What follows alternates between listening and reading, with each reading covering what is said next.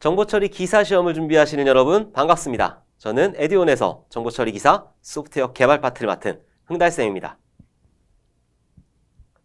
자, 저는 지난 17년 동안 개발자로 근무를 했어요. 그리고 현재는 에듀온에서 기술개발 총괄로 근무를 하고 있고 C 언어나 자바 특강 같은 프로그래밍 언어를 강의하고 있습니다. 자, 2020년도부터 정보처리 기사 시험 과목이 완전히 개편이 됐죠. 어떻게? 개발 절차를 묻는 그런 위주로 과목들이 완전히 개편이 됐어요.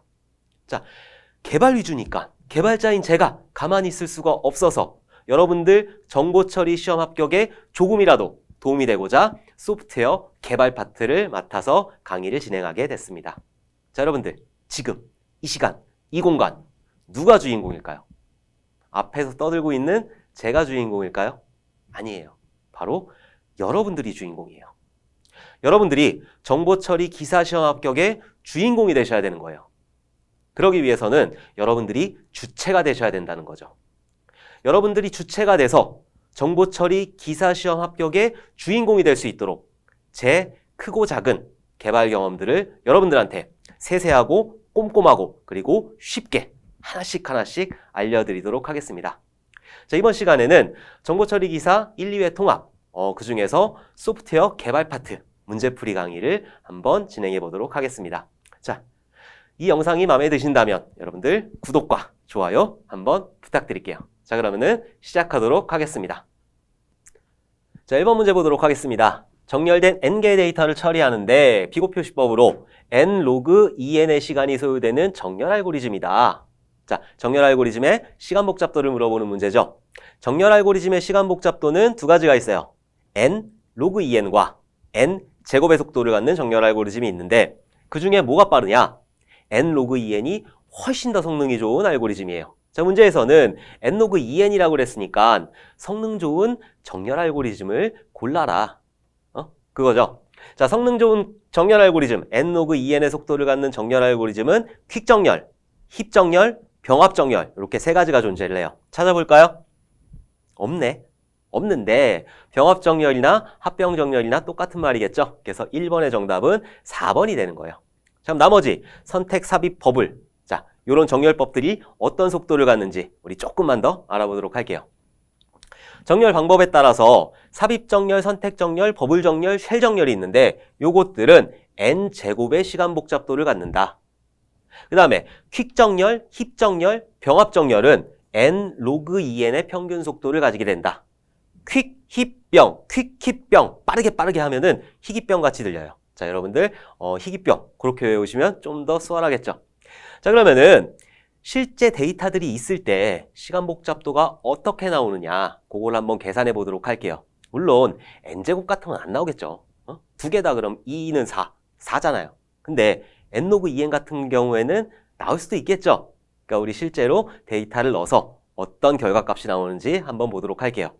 예를 들어서 16개의 데이터가 있다. 1부터 16까지 있는 거죠. 그거를 막 뒤섞어 놨어요. 그리고 나서 정렬을 수행할 때 삽입정렬, 선택정렬, 버블정렬, 쉘정렬은 n제곱이라고 그랬으니까 16의 제곱이죠. 16 곱하기 16은 256.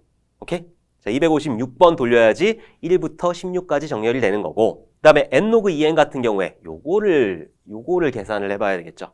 16을 n에다 대입하면 되는 거예요. 16 곱하기 로그 2의 16이다. 자, 로그 2의 16이라는 거는 자, 16 2의 몇 승이죠? 2의 4승. 그래서 로그 2의 4승이다. 미수 지우고 지수승 앞으로 끌어내면 16 곱하기 4가 되는 거예요. 16 곱하기 4는 64. 그래서 퀵힙병 정렬은 64번 돌리면 16개 데이터가 정렬이 완료가 된다. 오케이? 근데 퀵정렬이라는 놈이 있어요. 시험에 자주 등장하는 건데 퀵정렬은 평균적으로 n 로그 2n 64번을 돌리는 게 맞아요. 근데 최악의 경우 n 제곱의 속도까지 나올 수가 있다. 여기서 최악의 경우라는 거는 이미 정렬이 어느 정도 돼 있는 상태. 이미 정렬이 어느 정도 돼 있는 상태에서 퀵정렬을 하게 되면은 n 로그 2n의 속도가 나오는 게 아니라 n 제곱의 속도가 나오게 된다. 자, 이것만 확인하고 넘어가시면 될 것 같아요. 자, 2번 화이트박스 테스팅에 대한 설명으로 옳지 않은 것은 테스팅 기법 중에 화이트박스 테스트하고 블랙박스 테스트하고 두 가지 테스트 기법이 있는데 화이트박스 하얗잖아요. 그러니까 뭔가 보이는 것 같은 거라. 블랙박스 시커멓죠. 그러니까 안 보이는 거예요. 자, 뭘 보느냐? 바로 소스 코드를 보는 거죠. 그래서 화이트박스 테스트 같은 경우에는 소스 코드를 직접 보면서 하는 테스트 기법이 화이트박스 테스트 기법이고 블랙박스 테스트 같은 경우에는 안 보는 상태에서 하는 거예요. 자, 소스 코드를 볼 수 있는 사람은 개발자가 볼 수 있겠죠. 그래서 화이트박스는 개발자가 하는 테스트 기법이 화이트박스 테스트다. 블랙박스 테스트 같은 경우에는 안 보면서 하니까 사용자가 하는 게 블랙박스 테스트다. 자, 여기서 옳지 않은 것을 한번 골라보도록 할게요. 1번 베이스 패스 테스팅, 기초 경로 검사. 경로 검사를 하려고 그러면은 소스 코드를 보면서 경로 검사를 해야 되는 거예요. 그래서 얘는 개발자가 하는 거니까 소스 코드 보니까 화이트박스 테스트가 맞아요. 그 다음 바운드리 밸류 애널리시스. 자, 요거는 뭐냐? 경계값 분석. 경계에 있는 값들을 분석을 하는 건데 이거는 실제로 값을 넣고 어떤 출력값이 나오는지를 보는 거거든요. 소스 코드를 보는 게 아니라 값을 넣고 실제로 출력된 값이 맞나 안 맞나 그거를 보는 거기 때문에 사용자가 하는 거예요. 경계값 분석 같은 경우에는 블랙박스 테스트 기법 중에 하나예요. 그래서 얘가 틀린 거죠.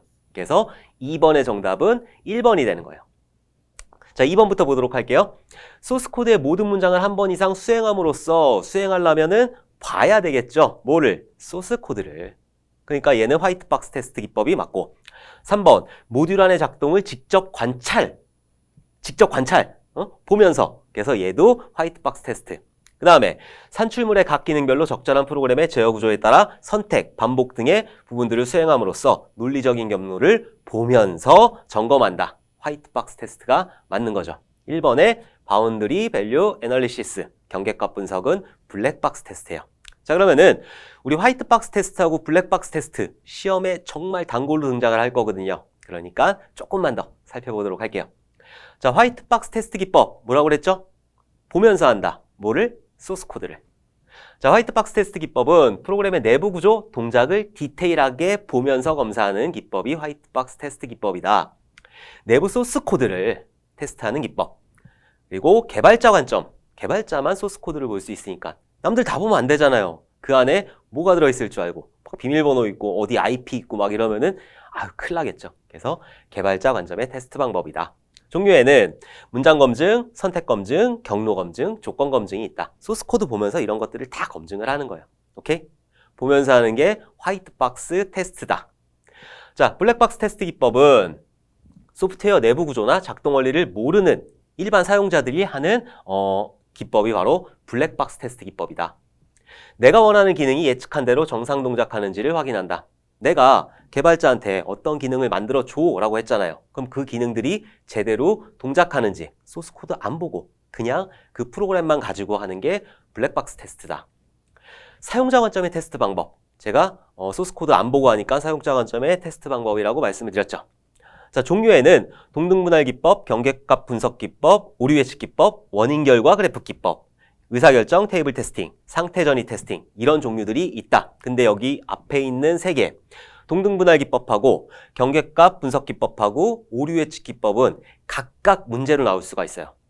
자, 동등분할 기법 같은 경우에는 90에서 100 사이다. 그럼 아무 값이나 넣는 거예요. 그래갖고 출력 결과가 제대로 나오는지 한 95를 넣어도 되는 거고 91 넣어도 되는 거고 이게 바로 동등분할 기법이고 경계값 분석 기법 같은 경우에는 경계에 있는 값들 90에서 100 사이다. 그러면은 89, 90, 91, 99, 100, 101 이 경계값에 있는 값을 넣는 게 경계값 분석 기법이다.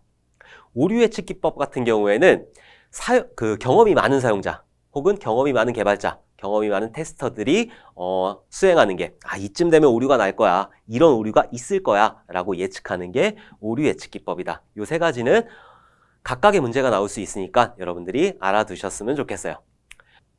자, 3번. 소프트웨어 품질 측정을 위해 개발자 관점에서 고려해야 할 항목으로 거리가 먼 것은 자, 3번 문제 같은 경우에는 소프트웨어 품질 표준에 대해서 물어보는 문제죠. 자, 클라이언트가 개발자한테 어떤 프로그램을 의뢰를 했어요. 그럼 개발자들은 그 소프트웨어 표준, 품질 표준에 맞춰서 개발을 해줘야지 사용자가 만족을 하는 거예요. 근데 개발자라고 하니까 나는 개발을 한 번도 해보지 않았어. 그리고 개발자들 보니까 빵상빵상거리면서 외겨 쓰고 앉아있으니까 뭔가 어려운 일을 어렵게 처리할 것 같죠? 절대 그렇지 않아요. 소프트웨어 품질 표준이라는 거는 지극히 상식적인 거예요. 여러분들이 개발자가 아니더라도 그냥 일반 사용자 입장에서 품질 표준이 어떤 것들이 있는지 한번 저랑 같이 알아보도록 할게요. 자, 1번 정확성. 자, 클라이언트가 나한테 어떤 프로그램을 요구했을 때 그 사람이 원하는 기능 그대로 만들어줘야 된다는 거예요. 지극히 상식적이죠. 오케이? 그래서 정확성은 맞아요. 무결성. 무결성이라는 거는 어떤 데이터가 있을 때 나만 봐야 되는데 아니면은 내가 허가해준 사람들만 이 데이터들을 봐야 되는데 아무나 본다는 거예요. 그리고 아무나 가져다 쓸 수 있다는 거죠. 예를 들어서 100만 원을 내가 은행에다 입금시켜놨어요. 근데 나만 써야 되는데 막 이 사람 저 사람 다 쓰는 거라. 그럼 안 되겠죠. 그건 무결성이 깨졌다고 보는 건데 무결성을 지키면서 해야 된다. 지극히 상식적이죠? 그래서 얘도 오케이. 그 다음에 사용성. 어떤 프로그램을 만들어 줬을 때 이 사용자는 사용하기가 쉬워야 되는 거예요. 너무 어려워. 그럼 어떻게 쓰겠어요? 사용자 매뉴얼이 1000페이지, 2000페이지. 이걸 다 봐야지 이 프로그램을 사용할 수 있다. 그럼 그 프로그램은 안 쓰겠죠?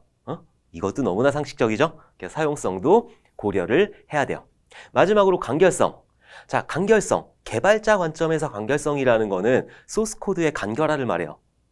물론 필요하긴 한데 소스 코드를 간결화시키는 것보다는 사용자의 요구사항을 정확하게 충족시키고 그리고 무결성을 지키고 사용성이 편리하게 하고 이런 것들을 강화시켜야 되는 거예요. 그래서 간결성은 아니에요. 그래서 3번의 정답은 4번이다. 자, 그러면 우리 소프트웨어 품질 표준 어떤 것들이 있는지 정말 상식적인지 한번 보도록 할게요. 첫 번째 정확성. 정확성 아까 말씀드렸죠? 사용자의 요구사항을 만족시키는 정도 정확해야 된다. 그 다음 신뢰성. 기능상의 장애 없이 내가 프로그램을 돌렸는데 이게 뻑하면 오류가 나요. 그럼 그 프로그램 못 쓰겠죠? 그래서 신뢰성이 있게 프로그램을 작성을 해야 된다. 세 번째, 효율성. 시스템 자원과 코드량의 최적화. 시스템 자원이라는 거는 뭐 CPU 사용률이라든가 메모리 사용률 아니면 하드웨어, 하드디스크 사용률을 말하는데 이게 CPU가 100% 올라가고 메모리가 90% 잡아먹고 이러면 그 프로그램 못 쓰겠죠? 그래서 효율성을 생각하면서 작성을 해줘야 된다. 그 다음, 무결성. 허가받지 않은 사람이 자료에 접근할 수 없도록 통제를 하는 게 무결성이다. 내 돈 100만 원을 나만 써야지. 다른 사람이 쓰면 안 된다는 거라. 오케이? 그 다음, 사용 용이성. 프로그램을 배우는데 요구되는 노력, 그리고 사용하는 사용법이 쉬워야 되겠죠. 그래서 사용 용이성이 간결해야 된다. 그 다음, 유지보수성. 프로그램이라는 거는 무조건 오류가 있어요. 제가 지금 에듀온 홈페이지를 만들고 있거든요. 맨날 오류야. 맨날 오류를 잡고 있어요. 어떤 프로그램이든지 오류가 없는 프로그램은 없다. 대신 오류가 있으면 그걸 찾아서 오류를 발견해서 수정을 해야 된다. 오케이? 그 다음, 이식성. 다른 환경으로 이전하는 데 요구되는 노력이다. 예를 들어서 제가 개발하고 있는 거, 제가 지금 제 PC에서 개발하고 있는 환경은 윈도우 환경이에요. 근데 에듀온이 실제로 돌아가고 있는 환경은 리눅스, 우분투란 말이에요. 내 거 PC, 윈도우 PC에서 리눅스로 포팅을 해야 되겠죠. 넘긴다는 거예요. 그때 이식성, 그런 이식성이 좋아야 한다. 그 다음, 재사용성. 재사용성은 소프트웨어 일부를 다른 시스템에서 재사용할 수 있게 해야 된다. 어떤 모듈화 시켜가지고 그거를 다른 프로그램에서도 사용하고 또 다른 프로그램에서도 사용하고 이렇게 재사용성을 고려를 해야 된다. 저희 에듀온 홈페이지에도 브랜드 페이지가 굉장히 많아요. 군무원 페이지도 있고 정보 처리 그리고 유상통 이런 브랜드 페이지들이 있는데 이거를 그때그때 하나하나 다 만든다고 생각을 해봐요. 그럼 너무나 많은 일들이 저한테 오겠죠. 강의 못 찍어요. 시간 없어서. 그러니까 저는 모듈화 시켜놓고 모든 브랜드 사이트들에서 그 모듈들을 갖다 쓰도록 만들어 놨어요. 자, 이렇게 소프트웨어 품질 표준. 개발자가 아니더라도 일반 사용자더라도 너무나 상식적인 거잖아요. 오케이? 자, 이런 것들은 한번 읽어두고 넘어가시는 게 좋을 것 같아요. 자, 4번. 인터페이스 구형 검증 도구 중 아래에서 설명하는 것은 인터페이스 구형 검증 도구의 종류가 여러 가지가 있는데 그 종류와 특징들을 여러분들이 암기하셔야 돼요. 그래서 특징들이 나왔을 때 구형 검증 도구를 찾을 수 있어야 되고 구형 검증 도구가 나왔을 때 특징을 찾을 수가 있어야 돼요. 자, 이건 암기하는 거라서 뭐 설명하고 자시고 할 게 없어요. 자, 한번 지문 보도록 할게요. 서비스 호출과 컴포넌트 재사용이라는 특징을 가지고 있다라고 했을 때는 바로 STAF가 나와야 되는 거예요. 그래서 4번의 정답은 바로 STAF 2번이 되는 거예요. 자, 여기서 그냥 끝내면 너무 아쉬워. 그래서 우리 인터페이스 구형 검증 도구의 종류와 특징들을 조금만 더 알아보고 넘어가도록 하겠습니다. 자, 첫 번째, X유닛이래요. X하고 유닛하고 이렇게 잘라요. 그럼 방정식에서 우리 3X, 4X 그러잖아요. 그 X라는 값에는 여러 가지 숫자가 들어올 수 있어요. 그래서 여러 가지, 다양한 언어. 오케이? 유닛은 어떤 작은 단위 같죠? 그래서 단위 테스트. 그래서 X유닛 같은 경우에는 다양한 언어와 단위 테스트 나오면은 X유닛 바로 찾아주시면 돼요. 그 다음, STAF는 방금 전에 했었죠. 서비스 호출과 컴포넌트 재사용이라는 특징을 가지고 있다. 그 다음, 피니스 같은 경우에는 웹 기반이다. 웹 어플리케이션 기반이 아니라 웹 기반이라는 거. 그 다음, NTAF 같은 경우에는 네이버에서 만든 게 NTAF다. 근데 없어졌어요. 아쉽게도. 잘 안 쓰나 봐요. 그래서 NTAF는 네이버. 그 다음에 와털? 뭐라고 읽을까요? 웹 어플리케이션 테스팅 인 루비예요. 루비라는 프로그래밍 언어가 있어요. 이 루비로 만든 프로그램, 그것들을 테스트하는 게 와틸, 웹 어플리케이션 테스팅 인 루비다. 오케이? 그 다음에 셀레니움 같은 경우에는 웹 어플리케이션 테스트 도구. 오케이? 피니스는 웹 기반, 셀레니움은 웹 어플리케이션 테스트 프레임워크이다. 요거 구분해 주시면 될 것 같아요. 자, 이런 종류와 이런 특징들이 있다. 요거는 여러분들 정확하게 암기를 해주셔야 돼요.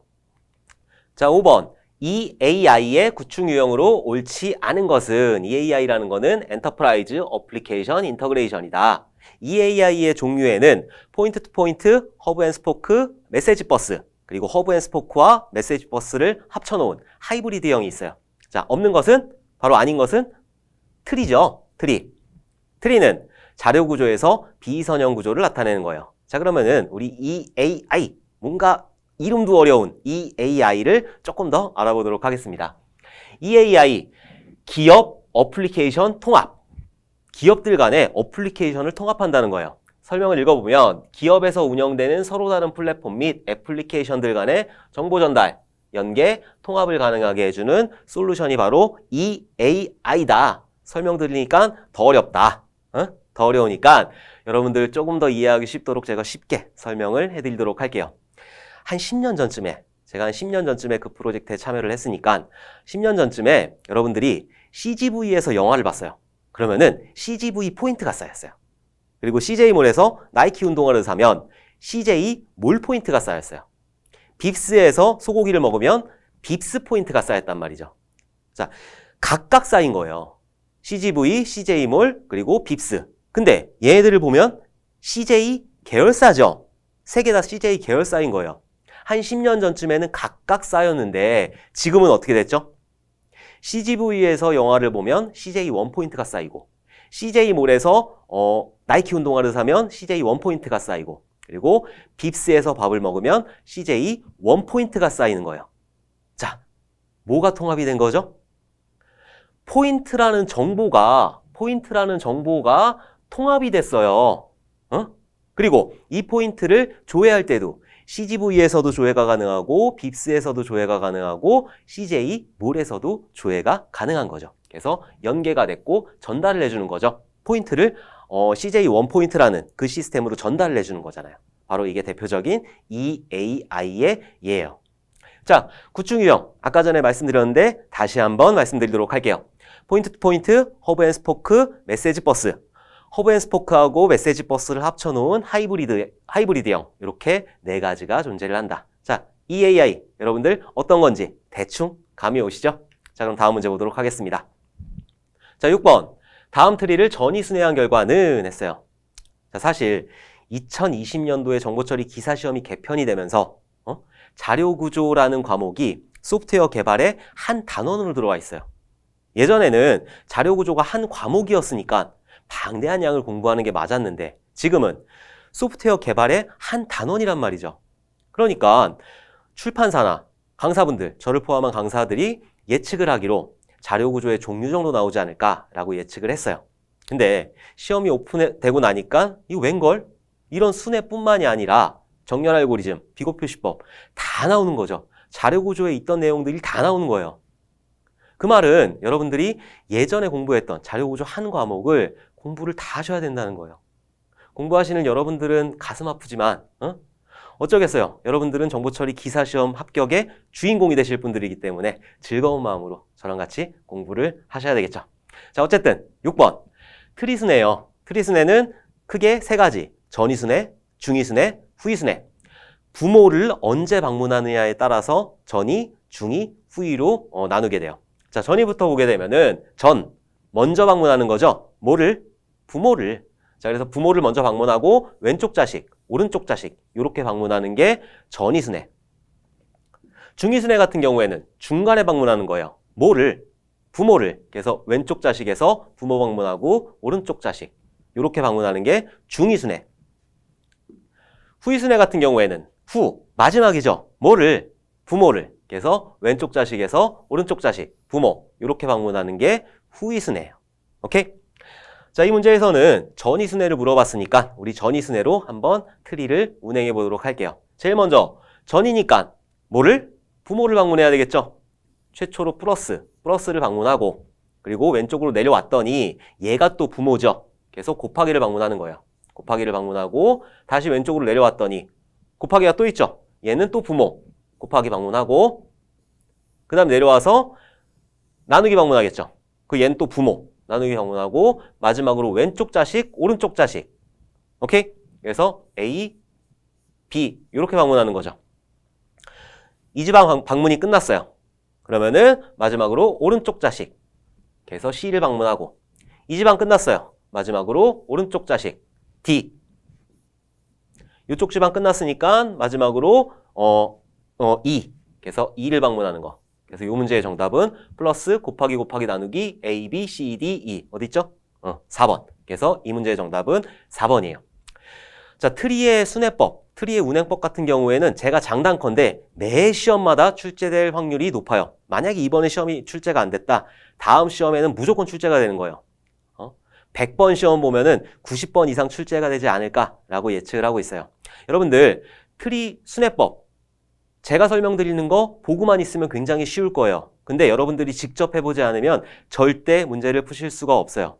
여러분들, 이 문제를 가지고 연습장 꺼내서 직접 전이순회, 중이순회, 후이순회까지 모두 다 해보시길 바래요. 몇 번만 해보면 여러분들 금방 문제를 푸실 수 있을 거라 믿어 의심치 않아요. 꼭 여러분들 해보세요. 자, 7번. 인터페이스 보안을 위해 네트워크 영역에 적용될 수 있는 솔루션과 거리가 먼 것은? 자, 우리는 이 문제를 보고 인터페이스가 뭔지부터 알고 그 다음에 보안 솔루션들이 뭐가 있는지를 알아야 되는 거예요. 자, 인터페이스. 사실 말만 어렵지 별거 아니에요. A라는 시스템이 있고 B라는 시스템이 있어요. 자, A라는 시스템에서 B라는 시스템으로 어떤 정보를 전달을 하면 B라는 시스템은 잘 받았어 하고 다른 정보를 전달을 해주겠죠. 바로 이게 인터페이스다. CGV를 예를 들면은 CGV에서 영화를 봤어요. 그러면 CJ 원포인트가 CJ 원포인트 시스템으로 날아가겠죠. 바로 그게 인터페이스예요. CGV에서 CJ 원포인트 시스템으로 포인트 정보를 전달을 하면 CJ 원포인트 시스템에서 잘 받았어 이러고 다시 전달을 해주는 게 바로 인터페이스다. 자, 문제에서는 인터페이스 네트워크 영역이라고 그랬어요. 네트워크 영역이라는 거는 두 시스템 간의 통신 선로를 말하겠죠. 이 안에 적용할 수 있는 보안 솔루션 세 가지 외워두셔야 돼요. IP 시큐리티, 그리고 SHTTP, 그리고 SSL. SSL은 HTTPS라고도 해요. 자, 아닌 것은 바로 2번이겠죠. SMTP. 그래서 7번의 정답은 2번이에요. SMTP 같은 경우에는 메일 프로토콜이에요. 자, 그러면은 우리 인터페이스 보안 두 가지 관점으로 한번 보도록 할게요. 첫 번째로 네트워크 영역. 아까 전에 문제에 나왔던 네트워크 영역. 송수신간 스니핑 지켜보고 있다. 난 널 지켜보고 있다. 오케이? 통신선로를 지켜보고 있는 거예요. 스니핑 등 데이터 탈취 및 변조 위협 방지를 위해 네트워크 트래픽에 대한 암호화. 네트워크 왔다 갔다 하는 정보에 대한 암호화를 하는 종류가 IP 시큐리티, SSL, SHTTP 이런 방식들이 있다. 요거 종류 꼭 알아두셔야 돼요. 그리고 개발적인 관점. 애플리케이션 관점에서 보면은 애플리케이션 영역에서는 코드상 보안 취약점을 보완을 해야 된다. 그래서 시큐어 코딩을 한다든지 어떤 중요한 정보에 대해서 암호화를 한다든지 비밀번호 암호화, 뭐 주민번호 암호화, 요즘엔 주민번호 안 받지만 이런 암호화를 하는 노력을 해야 된다. 가끔 저는 개발을 하니까 그런 분들이 계세요. 내 아이디에 비밀번호를 알려줘. 못 알려드려요. 알 수가 없어. 뭐 이상한 문자로 저장되어 있는데 내가 그걸 알 수 있는 방법이 없는 거예요. 그게 깨지면 안 되는 거예요. 그리고 그걸 알려줬다. 어떤 사이트에서 내 비밀번호 뭐예요? 그런데 알려줬어요. 그럼 그 사이트에는 보안이 전혀 안 되어 있는 거예요. 오케이? 그런 사이트는 탈퇴하셔야 돼요. 자, 그럼 다음 문제 보도록 하겠습니다. 자, 8번. 평가 점수에 따른 성적 부여는 다음 표와 같다. 이를 구현한 소프트웨어를 경계값 분석 기법으로 테스트하고자 할 때 다음 중 테스트 케이스의 입력값으로 옳지 않은 것은 했어요. 자, 데이터를 입력해가지고 출력값을 봤을 때 두 가지 방법이 있는데 동등분할 기법하고 경계값 분석 기법 두 가지가 있어요. 80에서 90을 예를 들어 볼게요. 동등분할 기법 같은 경우에는 85 정도 그냥 중간값을 넣는 게 동등분할 기법이다. 경계값 분석 기법 같은 경우에는 79, 80, 81, 89, 90, 91 경계에 있는 값들을 넣어가지고 출력값을 보는 게 경계값 분석 기법이다. 자, 그럼 아래 표를 보고 어떤 데이터가 들어갈 수 있는지 경계값 분석 기법 데이터들을 찾아보도록 할게요. 80에서 100 사이, 79, 80, 81, 99, 100, 101, 60에서 79, 59, 60, 61, 78, 79, 80, 0에서 59, 마이너스 1, 0, 1, 58, 59, 60, 오케이? 경계값 분석 기법 입력값 찾으실 수 있겠죠? 자, 그럼 1번부터 보도록 할게요. 59, 여기 들어가네요. 맞아요. 얘는 맞고 80, 경계값 맞죠? 그 다음에 90, 90은 80에서 100 사이 요 중간이잖아요. 그러니까 얘는 동등분할 기법이 되겠죠. 그래서 8번 문제의 정답은 3번이 되는 거예요. 101 같은 경우에는 100 다음 숫자니까 경계값 분석 기법의 입력 데이터로 맞는 값이에요. 오케이? 자, 9번. 반정규와 유형 중 중복 테이블을 추가하는 방법에 해당하지 않는 것은 했어요. 우리는 반정규와 개념부터 먼저 알아봐야 되겠죠. 데이터베이스를 설계하고 구축하게 되면은 정규화부터 시작을 해요. 정규화는 1차 정규화, 2차 정규화, 3차 정규화, BCNF 4차 정규화, 5차 정규화 이렇게 해서 테이블을 중복 없이 잘게 쪼개는 과정을 정규화라고 그래요. 근데 이 테이블들을 다시 합쳐요. 그걸 보고 반정규화라고 그래요. 아니 굳이 1차 정규화부터 5차 정규화까지 애써서 잘라놨는데 뭐 하려고 다시 합치나요? 왜 합칠까요? 성능 때문에. 잘게 쪼개놓은 거는 다시 합치기 위해서 조인이라는 게 필요해요. 조인을 하게 되면 성능이 훅 떨어지게 돼요. 그래서 우리는 그 조인을 발생시키지 않기 위해서 성능 향상을 위해서 반정규화를 한다. 다 반정규화하는 건 아니고 필요에 의해서 반정규화를 하게 되는 거예요. 반정규화의 유형은 여러 가지가 있는데 그 중에서 중복 테이블을 추가하는 방법에는 집계 테이블, 통계 테이블을 추가하는 방법, 그리고 진행 테이블 추가하는 방법, 그리고 특정 부분만을 잘라서 테이블을 하나 만드는 방법 이렇게 세 가지가 존재를 해요. 자, 아닌 거 한번 찾아보도록 할게요. 1번, 빌드 테이블에 추가다. 이런 말 자체는 있지도 않아요. 빌드라는 게 내가 개발한 거를 컴파일해서 올리는 과정 이런 거를 보고 빌드라고 하는데 빌드 테이블에 추가 이런 말은 있지도 않기 때문에 9번의 정답은 1번이 되는 거예요. 자, 2번 집계 테이블에 추가, 진행 테이블에 추가, 특정 부분만을 포함하는 테이블에 추가 요거는 중복 테이블 추가하는 방법이 맞는 거죠. 오케이? 자, 그러면은 우리 반정규화 조금만 더 알아보도록 할게요. 자, 반정규화 데이터베이스 정규화한 다음에 1차에서 5차까지 한 다음에 뭘 위해서? 성능 향상 나오면 반정규화예요. 그리고 개발 편의성 등을 위해 정규화 기법에 위배된 의도적인 수행 기법이다. 그게 바로 반정규화이다. 종류를 한번 보도록 할게요. 종류에는 테이블 분할 방법, 그리고 테이블 중복, 그리고 컬럼 중복 이렇게 세 가지 크게 있고 그리고 유형에는 수평 분할, 수직 분할, 통계 테이블, 진행 테이블 여기 하나 덧붙여서 특정 데이터를 위한 테이블 추가 그리고 컬럼 중복에는 중복 컬럼 추가, 파생 컬럼 추가 이렇게 나뉘게 된다. 요것들은 외워주셔야 돼요. 오케이? 자, 10번 ISO IEC 9126의 소프트웨어 품질 특성 중 기능성의 하위 특성으로 옳지 않은 것은 이렇게 문제가 나왔어요. 저 같으면은 이런 문제 같은 경우에 포기할 것 같아요. 외울 게 너무 많은 거예요. 자, 소프트웨어 품질 특성 크게 6가지예요. 6가지 안에 하위 특성이래요. 하위 특성이 6가지, 7가지가 되는데 66에 36만 해도 36가지예요. 36가지를 오차없이 외울 수 있느냐? 저는 못할 것 같아요. 뭐 여러분들 알아서 판단하시겠지만 여러분들은 정보처리 기사시험 합격을 위해서 60점 이상을 받으려고 하면 되는 거예요. 이런 문제까지 굳이 시간을 뺏기면서 볼 필요는 없다. 근데 그래도 문제가 나왔으니까 우리는 풀어주는 성의가 있어야 되잖아요. 이런 문제는 어떻게 푸느냐? 기능성이래요. 기능성. 기능성이라는 거는 내가 사용할 때 필요한 기능이잖아요. 사용할 때 특성, 사용할 때 하위 특성. 자, 한번 찾아보도록 할게요. 자, 1번 학습성. 기능하고 내가 쓰는 거하고 학습, 공부하는 거하고는 좀 틀릴 것 같죠? 학습성 같은 경우에는 사용 설명서를 보는 거잖아요. 그러니까 아마 사용성에 들어가지 않을까라고 예측을 해볼 수 있겠죠. 정답 뭔지 볼까요? 바로 1번이에요. 학습성 같은 경우에는 사용성에 들어가는 거예요. 그 다음에 적합성. 내가 쓰는데 적합해야 되는 거고 내가 쓰는데 정확해야 되는 거고 내가 쓸 때 보안상 오차가 없어야 되는 거예요. 그래서 요거 3개는 맞는 거고 학습성은 사용성에 들어간다.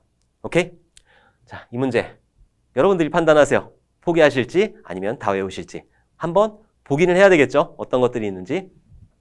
ISO IEC 9116의 품질 특성. 크게는 기능성, 신뢰성, 사용성, 효율성, 유지보수성, 이식성. 아까 전에 소프트웨어 품질 표준하고 별반 틀리지 않아요. 근데 이 안에 하위 특성들이 이렇게 많은 거죠. 자, 이런 것들은 시험장 들어가기 전에 한번 잽싸게 읽고 넘어가시면 될 것 같아요. 오케이? 자, 11번. 다음 트리의 차수와 단말 노드, 터미널 노드의 수는 단말 노드, 단노드, 리프 노드. 마지막에 있는 노드를 말하는 거죠. 자, 트리의 차수래요. 트리의 차수. 트리의 차수는 이 전체 트리 중에서 가장 자식을 많이 낳은 게 트리의 차수예요. 가장 자식을 많이 낳은 거는 A가 2명 나왔고 C가 2명 나왔고 E가 2명 나왔고 최대 2개가 나온 거죠. 그럼 트리의 차수는 2다. 그리고 단말 로드의 수는 마지막 자식이 없는 거의 수는 D 없죠, G 없죠, H 없죠, F 없어요. 그래서 단말 로드의 수는 4다. 그래서 트리의 차수는 2고 단말 로드는 4. 정답은 2번이 되겠네요. 오케이? 트리의 차수는 전체 트리에서 가장 자식을 많이 낳은 거. 만약에 얘가 C가 3명을 낳았어요. 이렇게 3명을 낳았다. 그럼 트리의 차수는 3이 되는 거예요. 그리고 B의 차수는 이렇게 했을 때는 1이 되는 거고 E의 차수는 2가 되는 거예요. 이 상태에서 C의 차수는 3. 트리의 차수는 가장 자식을 많이 낳은 3. 오케이? 단말 로드는 자식이 없는 거. 그래서 차수는 2, 단말 로드는 4. 11번의 정답은 2번이 되는 거예요. 오케이? 자, 12번. 디지털 저작권 관리, DRM의 기술 요소가 아닌 것은 했어요. 그럼 디지털 저작권 관리, DRM의 개념부터 한번 알아보고 넘어가도록 할게요. 자, DRM이라는 거는 어려운 게 아니라 영화를 생각하시면 여러분들 정확해요. 처음에 영화를 제작을 하잖아요. 자, 제작사에서 제작을 할 거고 이거를 공급하기 위해서 공급자가 어떤 공급하는 업체가 있겠죠. 그 컨텐츠를 받아서 공급하는 업체는 CGV, 메가박스, 롯데시네마 이쪽으로 그 영화 컨텐츠를 공급을 하게 될 거예요. 그렇게 공급한 이후에는 소비자, 내가 영화표를 사가지고 CGV, 메가박스, 롯데시네마 여기를 가서 영화를 보게 되겠죠. 영화를 제작해서 내가 영화를 보기까지 그 일련의 과정들을 묶어서 디지털 저작권 관리 기술이라고 한다. 오케이? 자, 그러면은 그 개념을 가지고 우리 문제를 한번 풀어보도록 할게요. 1번, 크랙 방지 기술. 크랙이라는 게 뭔가 깬다는 거거든요. 영화관에 뒷구멍을 이렇게 깨. 그리고 들어가서 봐. 그럼 안 되겠죠? 그래서 크랙 방지 기술은 필요하다. 정책 관리 기술. 이 영화를 얼마에 판매할 건지, 조조에는 얼마, 토요일엔 얼마, 일요일엔 얼마 이런 정책들이 필요할 거고 그 영화표가 팔렸을 때 공급사에는 몇 프로, 제작사에는 몇 프로, CGV는 몇 프로 이렇게 정책들이 필요하겠죠. 정책 관리 기술이 필요하다. 그리고 제작사에서 공급사로 컨텐츠를 넘겼는데 이게 막 풀려버리는 거예요. 그러면 안 되겠죠. 그래서 이 컨텐츠에 암호화를 시켜야 돼요. 그래서 암호화 기술이 필요하다. 방화벽 같은 경우에는 뭔가 막는다는 거잖아요. 내가 영화를 봐야 되는데 뭔가 자꾸 걸림돌이 생겨. 그러면 안 되겠죠. 그래서 디지털 저작권 관리의 기술 요소가 아닌 거는 바로 방화벽 기술. 바로 이게 이 문제 12번의 정답은 4번이 되는 거예요. 자, 그러면은 디지털 저작권 관리 기술 요소 어떤 것들이 있는지 한번 보도록 할게요. 자, 암호화가 필요하고 키 관리가 필요하고 식별 기술, 저작권 표현, 정책 관리, 크랙 방지, 인증, 인터페이스, 사용 권한. 자, 이런 것들이 필요한 거고 뒤에 있는 설명은 여러분들이 한번 보시면 아, 이런 거구나 하고 아실 거예요. 그리고 실제 그 본 강의에서는 자세하게 설명을 드리도록 하겠습니다. 자, 13번. 소프트웨어 테스트에서 오류의 80%는 전체 모듈의 20% 내에서 발견이 된다. 모든 소프트웨어는 오류를 가지고 있다. 근데 중요한 20%, 요만한 20% 내에서 80%의 오류가 발견이 된다는 거예요. 자, 쇼핑몰에서 가장 중요한 모듈이 뭐죠? 주문관리 모듈. 주문관리 모듈 그 20% 내에서 80%의 오류가 발견된다는 거예요. 자, 이 법칙은 어떤 법칙이냐? 정답부터 말씀드리면 파레토의 법칙이에요. 자, 요거 외울 때 어떻게 외우시냐? 빨리 팔래. 엄마가 빨리 팔래. 엄마가 빨리 팔래. 이렇게 외우시면 좀 더 효과적일 것 같아요. 자, 그러면은 다른 법칙들은 어떤 내용을 가지고 있는지 보도록 할게요. 마지막에 있는 잭슨의 법칙 이런 거 없어요. 잭슨의 법칙은 아예 있지도 않아요. 자, 첫 번째 브룩스의 법칙부터 한번 보도록 할게요. 브룩스의 법칙은 지연되는 프로젝트에 인력을 더 투입하면 오히려 늦어진다. 자, 프로젝트가 3개월짜리예요. 지금 한 2달 정도가 됐는데 공정률이 한 30%밖에 안 나오는 거라. 그럼 상식적으로 생각을 했을 때 그럼 10명 투입하면은 맞출 수 있지 않겠느냐라고 생각을 할 수 있는데 개발은 절대 그렇지가 않아요. 왜냐면은 그동안 2개월 동안 해온 그 프로세스가 있잖아요. 새로 들어온 사람은 이 업무와 이 업무 프로세스를 다시 알아야 된다는 거예요. 내가 2달 동안 한 거를 이 10명의 사람들은 2달 동안 다시 학습을 해야 된다는 거예요. 그러니까 10명이 더 들어온다고 이거를 납기일에 맞출 수가 있는 가능성은 전혀 없어요. 오케이? 그리고 프로젝트는 항상 늘어지게 돼 있어요. 맨날 역산하지? 저는 여태까지 프로젝트 진행하면서 일정 기간 내에 맞춘 프로젝트가 별로 없어요. 손으로 꼽아요. 그렇다고 사람을 더 투입하진 않아요. 그냥 내가 밤을 새면 밤을 샜지. 그래서 저는 옛날에 박스 깔고 신문지 덮고 되게 많이 잤어요. 그런 기억이 있네요. 자, 어쨌든 브룩스의 법칙은 지연되는 프로젝트에 인력을 많이 투입한다고 해도 기간 내에 끝낼 수는 없다. 더 늘어진다. 오케이? 그리고 보엠의 법칙이라는 건 없고 보엠이라는 어떤 똘똘하신 박사님이 계시는데 이분이 주장하신 게 뭐 비용 산정 기법이라든가 나선형 모델을 처음에 만드신 분이 바로 보엠이라는 박사님이세요. 오케이? 14번. 소프트웨어 형상관리의 의미로 적절한 것은 형상관리 굉장히 중요한 개념이에요. 통합구현에서 나올 만한 문제가 몇 개 없어요. 형상관리 같은 경우에는 제가 봤을 때 매번 출제가 되지 않을까. 형상관리의 개념도 출제할 수 있고 형상관리의 종류 그리고 형상관리의 명령어들까지 출제할 게 너무 많기 때문에 여러분들 형상관리 개념부터 명령어까지 완벽하게 이해를 해주셔야 돼요.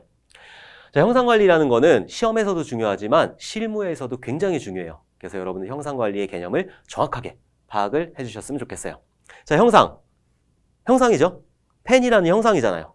펜이라는 형상, 이전 버전이 있을 거고 그 전 버전이 있을 거예요. 초창기 버전이 있을 거고. 자, 초창기 버전부터 지금까지의 형상을 관리하는 거, 이것들을 보고 형상관리라고 그래요. 개발에서는 어떻게 하느냐? 내가 오늘 요만한 프로그램을 짰어요. 내일은 또 요만한 프로그램을 짜겠죠. 그 다음 날은 좀 더 큰 프로그램을 짤 거예요. 자, 이것들을 매일매일 관리해 주는 게 바로 형상관리다. 그리고 여러 사람이 프로젝트를 진행을 하잖아요. 개발자가 한 명인 프로젝트는 별로 없어요. 여러 사람이 진행을 하는데 그 사람들 사이에서 소스코드, 형상을 관리해 주는 게 바로 형상관리다. 그리고 형상관리는 프로젝트 초기부터 시작을 하는 거고 문서, 모든 기획 문서부터 시작하는 게 형상관리의 개념이에요. 오케이? 자, 그러면은 형상관리의 개념을 알았으니까 문제를 풀어보도록 할게요. 1번, 비용에 관한 사항을 효율적으로 관리하는 것이다. 비용은 계약서 쓸 때 처음에 한 번 들어가는 거예요. 어저께 계약했는데 이게 1,000만 원에 계약했어. 근데 오늘 900만 원으로 떨어질 수는 없는 거죠. 그래서 비용은 최초에 한 번 되는 거기 때문에 형상관리랑은 전혀 상관이 없다. 그래서 얘는 아니고. 두 번째, 개발 과정의 변경사항을 관리하는 것이다. 맞죠? 변경사항을. 이 펜이 진화하는 과정을 관리하는 게 형상관리잖아요. 그래서 얘가 정답이에요. 14번의 정답은 2번이다. 3번, 테스트 과정에서 소프트웨어를 통합하는 것이다. 이거는 그냥 소프트웨어 통합인 거고 소프트웨어 패키징이라고 그러죠. 얘는 소프트웨어 패키징이고 개발 인력을 관리하는 것이다. 개발 인력은 PM이 관리해요. 오케이? 그래서 14번의 정답은 2번이다. 자, 형상관리의 개념 우리 조금만 더 알아보고 넘어가도록 할게요. 형상관리란 소프트웨어 개발 과정에서 발생하는 모든 변경을 관리하는 환경이다. 기획 문서부터 소스 코드까지 모두 다 관리를 하는 게 형상관리다. 현업을 진행하는 멤버들의 공유 및 변경 이력을 관리한다. 개발자들이 여러 명이 투입이 돼요. 근데 내 모듈을 다른 사람도 수정할 수 있는 거라. 근데 오늘 내가 수정했고 내일 얘가 수정했어요. 그 두 개 충돌이 나면 안 되겠죠. 이런 것들을 관리해 주는 게 바로 형상관리예요. 자, 소스코드, 각종 설계 문서, 회의록 등의 모든 문서가 형상관리 대상이다. 시험 문제 보면 소스코드만 형상관리 대상이다. 이렇게 나올 수가 있어요. 그건 틀린 거죠. 오케이? 자, 형상관리의 도구에는 CSV, SVN, Git 이렇게 세 가지 종류가 존재를 하고 있어요. 더 존재하는데 요 정도만 알아두시면 될 것 같아요. CSV에서 버전업한 게 SVN이에요.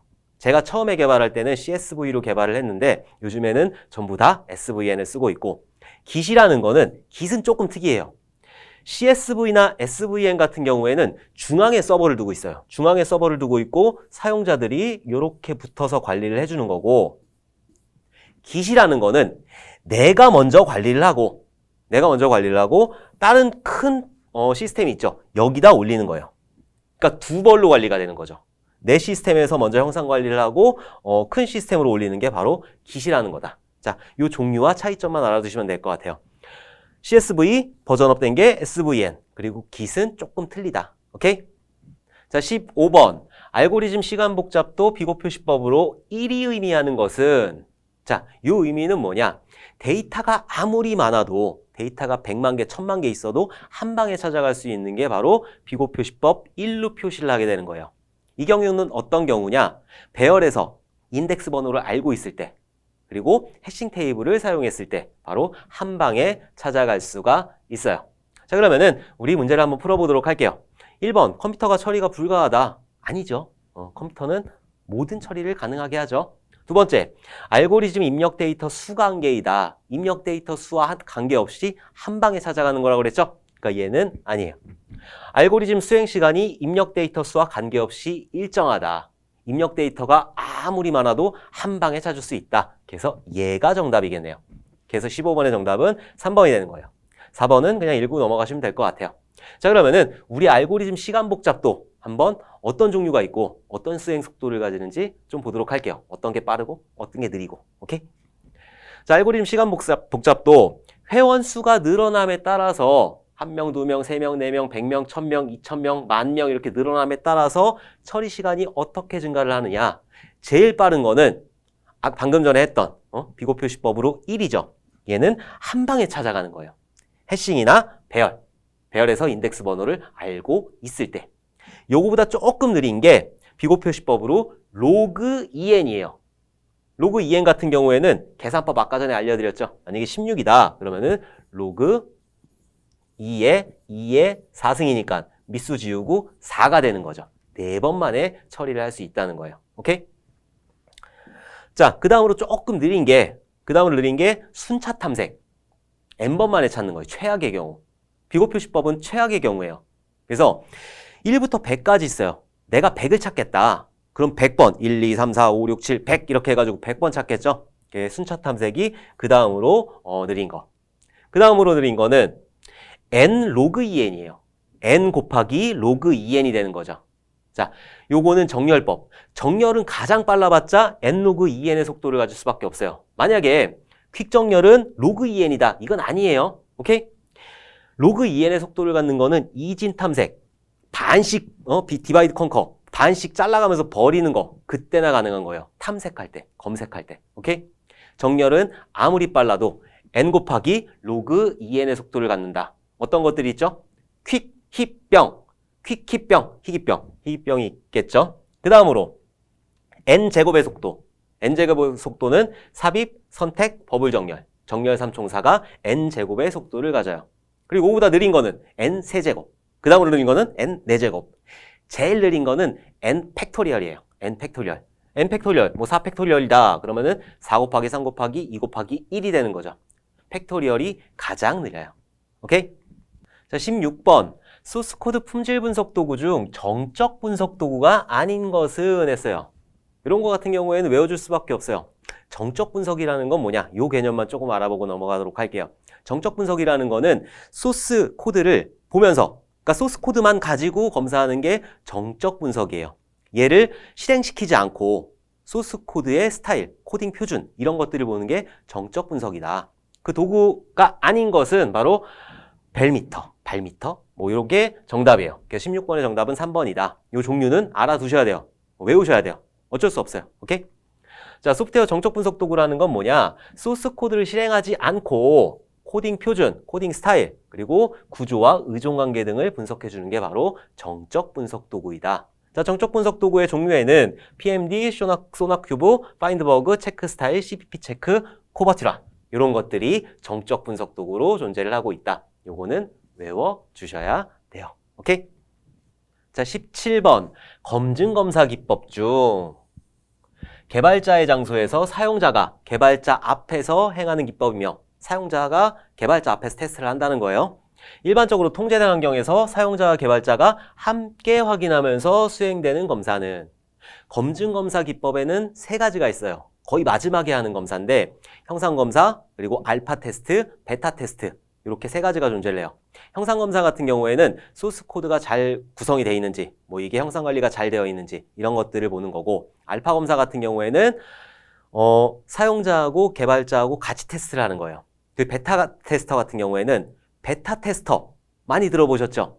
개발자는 빠져 있어요. 그리고 제한된 테스터들을 모아서 행하는 게 바로 베타 테스트다. 자, 그럼 문제를 볼까요? 1번 동치분할 검사다. 동치분할 검사는 블랙박스 테스트 기법이라고 그랬죠? 그래서 80에서 90 사이다. 그럼 85 정도 넣는 게 동치분할 검사. 경계값 분석은 79, 80, 81? 89, 90, 91. 오케이? 자, 그 다음에 형상검사. 형상검사는 제가 뭐라고 그랬죠? 구조를 검사한다고 그랬죠? 그 형상, 이 소스 코드가 제대로 되어 있는지, 형상 관리가 잘 되어 있는지 이런 것들을 검사하는 게 형상검사다. 그리고 알파 검사죠? 여기서 말하는 건 알파 검사예요. 17번의 정답은 알파 검사. 알파 검사는 뭐라고 그랬죠? 개발자 앞에서 사용자가 같이 테스트하는 게 바로 알파 검사다.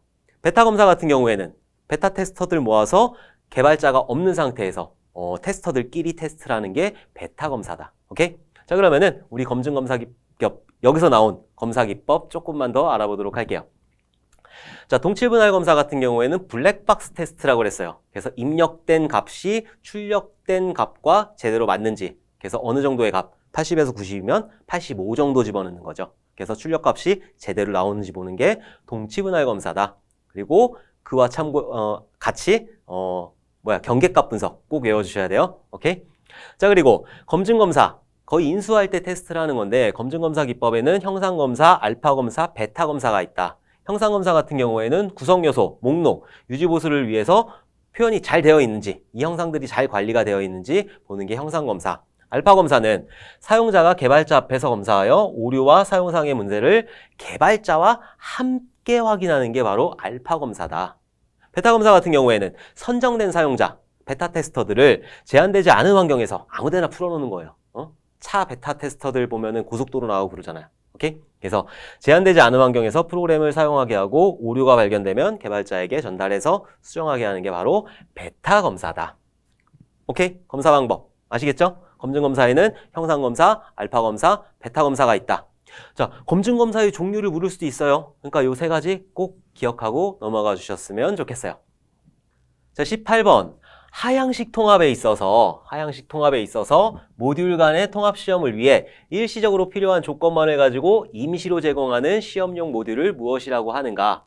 자, 테스트 방법, 통합하는 방법에는 하향식 통합과 상향식 통합이 있어요. 하향식 통합은 위에서부터 쭉 내려가면서 통합하는 거고, 상향식 통합은 밑에서부터 묶어서 올리는 거예요. 그게 상향식 통합인데, 하향식 통합. 자, 예를 들어서 이런 통합을 한다고 진행을 했을 때 이렇게 진행을 하는데 하향식이면 위에서부터 밑으로 내려오는 거죠. 근데 얘가 아직 완료가 안 된 모듈이에요. 그럼 어떻게 한다? 임시로 어떤 값, true 값 혹은 false 값이 리턴되도록 그냥 임시로 만드는 거예요. 얘를 호출하면 1, 뭐 이런 것만 리턴을 하게 돼 있는 그런 모듈을 만드는 거예요. 하향식에 있어서 임시 모듈을 스톱이라고 그래요. 오케이? 그럼 상향식에 있어서 임시 모듈은 드라이버라고 그래요. 자, 요것만 기억해 두시면 될 것 같아요. 그래서 18번의 정답은 스톱. 오케이? 하향식에서는 스톱이다. 상향식에서는 드라이버다. 자, 요것만 꼭 기억하고 넘어가 주세요. 이거 문제 자주 출제가 될 수 있어요. 자, 19번 보도록 할게요. 소프트웨어 패키징 도구 활용 시 고려해야 할 사항과 거리가 먼 것은 소프트웨어 패키징에 대한 개념을 먼저 알아야 되겠죠. 자, 소프트웨어 패키징이라는 거는 제가 프로그램을 개발을 했어요. 여러분들이 의뢰를 해서 개발을 했는데 파일들이 많이 나올 거 아니에요. 100개가 나올 수도 있고 1000개가 나올 수도 있어요. 그리고 이미지들이 들어가 있을 수도 있고, 그리고 저는 웹 프로그래머니까 CSS나 자바스크립트가 포함이 되어 있을 거예요. 이 많은 파일들을 여러분들한테 넘겨드리면서 자, 설치해서 쓰세요. 그러면은 멘붕이 와서 저를 때릴지도 몰라요. 여러분들이 설치하기 쉽도록 더블 클릭하면 설치가 되도록, 아니면은 앱스토어에서 설치 이렇게 누르면은 내 폰에 깔릴 수 있도록 그렇게 하나로 묶는 과정이 필요한데, 그걸 보고 소프트웨어 패키징이라고 한다. 오케이? 자, 소프트웨어 패키징에 대한 개념은 여러분들이 충분히 이해를 하셨을 거예요. 그리고 이 문제 같은 경우에는 상식선에서 풀 수가 있어요. 한번 보도록 할게요. 1번, 패키징 시 사용자에게 배포되는 소프트웨어이므로 보안을 고려해야 된다. 당연한 거죠. 소스 코드를 함부로 공개하면 안 되는 거예요. 그 안에는 저희 회사 암호가 들어가 있을 수도 있고, 그리고 서버 IP 주소가 들어가 있을 수도 있고, 그렇기 때문에 백도어가 있을 수도 있고, 그렇기 때문에 보안을 고려해야 된다. 이건 지극히 상식적인 거죠. 2번, 사용자 편의성을 위한 복잡성 및 비효율성 문제를 고려한다. 사용자 편의성을 고려해야 돼요. 그래서 더블 클릭하면 한 방에 깔려야 되는 거고, 다른 앱들하고 충돌이 났을 때 상세하게 알려줘야 되는 거고, 이렇게 사용자 편의성을 위해서 복잡성 및 비효율성 문제를 고려해야 된다. 상식적이죠? 자, 3번, 보안상 단일 기종에서만 사용할 수 있도록 해야 된다. 자, 내가 앱스토어에 어떤 프로그램을 올렸는데 얘는 아이폰 11에서만 깔리는 거라. 그러면 안 되겠죠. 이 앱은 쓸데없는 앱이 되는 거예요. 아이폰 11 쓰는 사람들이 얼마나 많다고. 갤럭시 쓰는 사람들이 더 많잖아요. 그러니까 이 기종 간 여러 기종에 설치할 수 있도록 패키징을 해야 된다. 오케이? 자, 그래서 19번의 정답은 3번이 되는 거예요. 거리가 먼 것이니까. 자, 4번, 제품 소프트웨어 종류에 적합한 암호화 알고리즘을 적용해야 된다. 이 안에 있는 데이터들, 중요한 데이터가 있을 수도 있기 때문에 암호화 알고리즘을 적용을 해야 된다. 근데 요만한 프로그램에서 막 이만한 알고리즘, 암호화 알고리즘을 쓸 수는 없겠죠. 요만한 프로그램이면은 그거보다 작은 알고리즘을 써야 되겠죠. 소프트웨어 따라서 적합한 알고리즘을 선택해야 된다.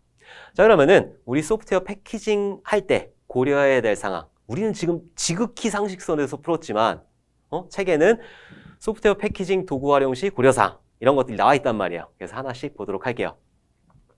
자, 반드시 암호화하고 보안을 고려해야 돼요. 그 안에 데이터들을 암호화 시켜야 되고, 그리고 이 소스 코드는 보안이 돼야 돼요. 그 다음 추가로 다양한 이기종 연동을 고려해야 된다. 내가 앱을 만들었을 때는 여러 사람이 쓸 수 있도록 이기종 간에 그 연동이 돼야 돼요. 자, 웹 프로그램도 마찬가지예요. 이게 익스플로러에서만 돌아간다? 그러면 안 돼요. 지금 같은 경우에는 익스플로러, 파이어폭스, 크롬, 요즘에는 네이버에서 웨일 이런 것들도 다 테스트를 하게 돼요. 그리고 저는 가보지 않았는데 핸드폰 기기가 각양각색이잖아요. 그래서 핸드폰 기기들을 쫙 모아놓은 데가 있어요. 거기서 테스트를 할 수 있도록. 자, 그런 데 가서 이기종 테스트를 반드시 해야 된다. 자, 그 다음 사용자 편의성을 위한 복잡성 및 비효율성 문제를 고려해야 된다. 그리고 애플리케이션의 종류에 적합한 암호화 알고리즘을 적용해야 된다. 요만한 프로그램은 요만한 암호화 알고리즘을 사용해야 되는 거예요. 오케이? 그리고 지속적인 배포를 고려해야 된다. 한 번 하고 끝나는 게 아니라 얘가 수정이 됐으면 계속 앱스토어에 올려서 업데이트를 받을 수 있도록 해야 되는 거죠. 자, 여기까지가 소프트웨어 패키징 할 때 고려해야 될 상황이에요. 자, 마지막으로 20번 문제 보도록 하겠습니다. 외계인 코드, 에어리언 코드에 대한 설명으로 옳은 것은, 자, 외계인 코드라는 거는 외계 생명체가 지구에 와서 프로그램을 짜놓고 자기 나라 깐따삐아로 돌아갔다는 거예요. 자, 외계인이 와서 짰으니까 지구인들이 이해하기 힘든 거죠. 그런 코드를 보고 외계인 코드라고 그래요. 아주 오래돼서 문서도 없고 개발자도 없어서 유지 운영하기가 어려운 코드를 보고 우리는 외계인 코드라고 그래요. 실제로 외계인 코드가 많이 있는 거는 은행 시스템에 많이 있어요. 옛날에 은행 시스템 코볼로 많이 만들었는데 지금 우리나라에서 코볼을 만들 줄 아는 사람이 그게 많지가 않아요. 그래서 코볼 개발자가 몸값이 굉장히 높다라는 그런 소리를 들었어요. 자, 어쨌든 외계인 코드 개념 이해 가시죠? 너무 오래돼서 문서도 없고 개발자도 없어서 유지 운영하기가 힘든 거다. 자, 그러면은 찾아보도록 할게요. 1번. 프로그램의 로직이 복잡하여 이해하기 어려운 프로그램을 의미한다. 프로그램이 복잡하대. 머릿속이 복잡하다. 스파게티 코드라고 그래요. 자, 스파게티 면발 이렇게 막 뒤섞여 있죠. 그래서 프로그램 로직이 복잡한 거는 스파게티 코드다. 자, 2번. 아주 오래되거나 참고 문서 또는 개발자가 없어 유지보수 작업이 어려운 프로그램을 의미한다. 맞죠? 이거예요. 바로 이게 외계인 코드. 그래서 20번의 정답은 2번. 아주 오래되고 그래서 참고 문서나 개발자가 없어서 더 이상 유지 운영을 할 수가 없는 것. 자, 여러분들 차세대한다. 뭐 은행 차세대한다. 뭐 아시아나 항공 차세대한다. 뭐 고도화한다. 이런 얘기 많이 들어보셨죠? 이런 것들 중에 하나가 외계인 코드 없애는 작업도 포함이 되어 있어요. 자, 3번 보도록 할게요. 오류가 없어 디버깅 과정이 필요 없는 프로그램을 의미한다. 이런 프로그램이 있다 없다? 세상에 이런 프로그램은 절대 존재할 수가 없다. 모든 프로그램에는 오류가 있다. 자, 4번. 사용자가 직접 작성한 프로그램을 의미한다. 이건 그냥 소스 코드를 말하는 거죠. 그래서 20번의 정답은 2번이 되는 거예요.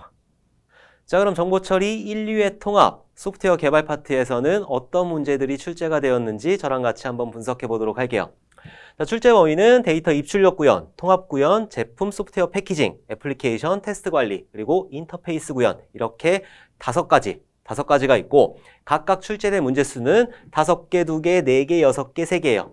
가장 많이 출제된 거는 데이터 입출력 구현이랑 테스트 관리 쪽이겠죠.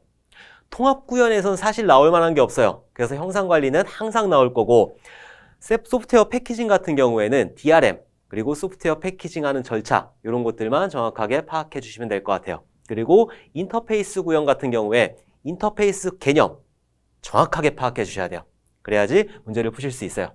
문제는 데이터 입출력 구현 이 안에 자료 구조가 문제예요. 자료 구조의 방대한 양을 여러분들이 공부를 하셔야 된다는 거. 그렇지만 제가 아까도 말씀드렸지만 여러분들은 정보처리 기사 합격의 주인공이 되실 분들이에요. 그렇기 때문에 즐거운 마음으로 저랑 같이 자료 구조를 공부해 보도록 할 거예요. 그리고 테스트 관리 쪽에서는 문제를 낼 게 많아요. 종류도 많고 하는 절차 뭐 여러 가지가 있기 때문에 문제 낼 게 굉장히 많아요. 요 2개만 해도 거의 합격선이에요. 5개, 6개 하면 11개잖아요. 12개면 60점이 넘기 때문에 요 2과목은 완벽하게 여러분들 공부를 해주셔야 돼요. 자, 이렇게 해서 정보처리 2020년 1, 2회 통합 해설 강의를 마치도록 하겠습니다. 자, 여러분들 이 영상이 도움이 되셨다면 좋아요와 구독 다시 한번 부탁드려 볼게요. 자, 그러면은 다음 시간에 정규 과정에서 뵙도록 하겠습니다. 감사합니다.